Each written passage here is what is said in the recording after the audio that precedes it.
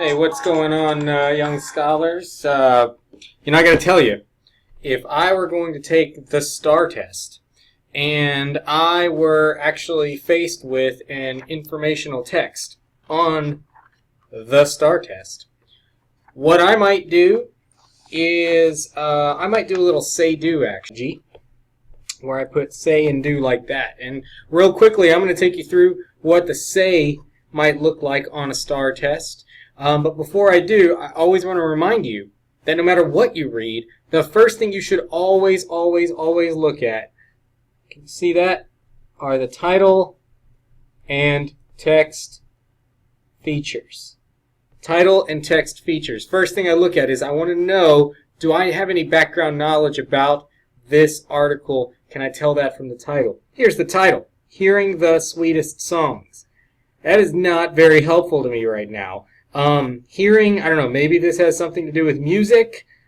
I don't know. But I looked at it, and that's important. Now, text features, that's everything but the title and the text. So it could be like graphs, it could be like pictures and captions, or it could be like an author. This author, Nicolette Toussaint, this looks like a female, and she writes for Newsweek. And this was written back in 1994. I think that's kind of important because I remember that in 1994, cell phones were not everywhere. TVs didn't look like they do now. So I kind of have a little bit of background knowledge about that time period because I took the moment to look and say, okay, this was not written today. This was not even written 10 years ago. This was written almost 25 years ago. Well, more than 20 years ago anyway. All right, cool. So, title, text, features. Don't forget that, man, always. All right, real quick.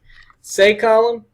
Man, while I read, I just want to know right now, what is the author saying? That's it. And that's just a little brief summary as I read. Watch. Here's how this works. Watch this. Follow along with me as I read.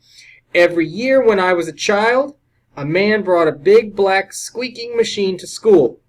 When he discovered I couldn't hear, there's the hearing thing. This person's deaf. When I discovered I couldn't hear all his peeps and his squeaks, he would get very excited.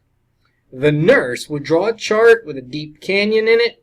Then I would listen to the squeaks 2 or 3 times while the adults, who were all acting very, very nice, would watch me raise my hand. Sometimes I couldn't tell whether I heard the squeaks or just imagined them, but I liked being the center of attention. So this author, clearly, she's writing about herself. The author, Nicolette Toussaint, is deaf.